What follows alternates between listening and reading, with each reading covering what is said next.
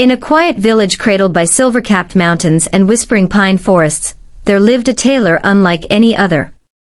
Her name was Elira, though most called her the Fairy Tailor.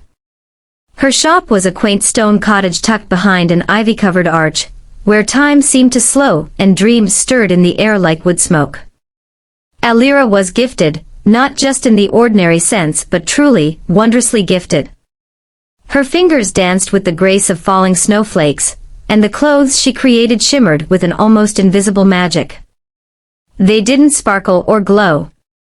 No, their magic was subtler. A cloak might make a shy boy feel brave. A scarf could warm a grieving widow's heart. Elira sewed not just with thread, but with whispers of moonlight, drops of starlight, and a gift she'd received long ago. As a child, Elira had once saved a wounded sprite caught in the thorns of a hawthorn bush. In return, the sprite touched her heart and whispered a blessing, "You shall sew not only cloth, but feeling. Thread not only silk but soul." From that moment on, Elira could spin emotion into fabric and hope into hems. She lived quietly, never boasting, never traveling far, until one night, on the eve of the blood moon, her quiet life shifted. Just after midnight, a knock echoed through the stillness. Elira opened the door to find a girl standing beneath the red-tinted sky. She looked barely older than 16, wrapped in tattered gray shawls, her hair tangled by the wind. Her skin was pale as moonlight, and her eyes, dark, distant, weary, held a sadness deeper than words. "My name is Liz," the girl whispered. "I need a dress. One that will let people see me." Elira tilted her head. "I see you." "No," Liz said. "You won't. Not for long." Elira's eyes narrowed. She had read of such things in old books and fairy tales. Liz was not invisible but forgotten. Cursed perhaps by a jealous witch or by fate itself. Whenever someone looked at her, they would forget her moments later. She had wandered for years, unseen, unloved, a ghost among the living. Moved by her pain, Elira stepped aside. "Come in." For 7 nights, Elira worked.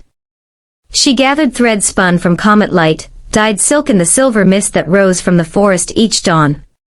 She stitched runes whispered by wind spirits, and laced the hem with phoenix feathers, the symbol of rising again.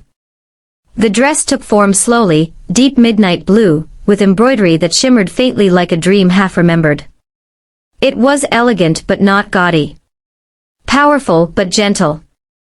As she sewed, Elira whispered into the fabric, kindness, strength, and most of all, memory. On the 8th morning, she held up the finished dress. It pulsed softly in her hands, like it was breathing. When Liz stepped into it, something shifted. The air grew quiet. Birds outside the window froze mid-song. Her reflection appeared in the mirror, solid and unmoving, for the first time in years. Tears welled in her eyes. "Go," Elira said softly. "Let the world see who you are."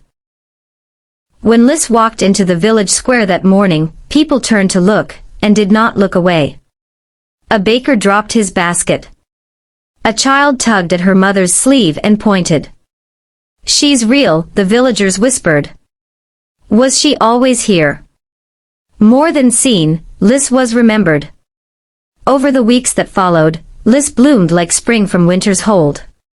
She became a storyteller, her voice rich with wonder.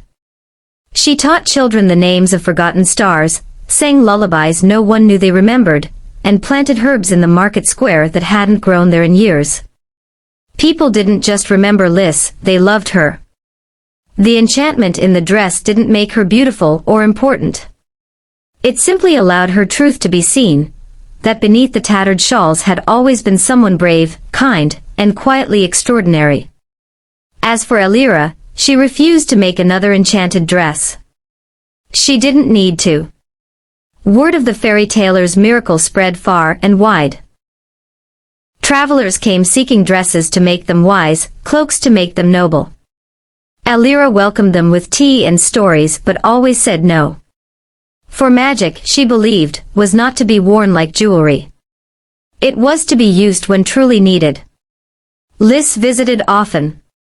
She and Elira would sit beneath the archway, sipping lavender tea, watching the seasons change. One afternoon, a curious child asked Elira, "Why don't you make another enchanted dress?" Elira smiled and looked toward Liz, who was laughing with a circle of children nearby. "Because," she said gently, "some magic is meant to be rare. And one act of true kindness is enough to change the world." And so, the story of the fairy tailor's enchanted dress lived on, told and retold across the land, not in books, but in hearts.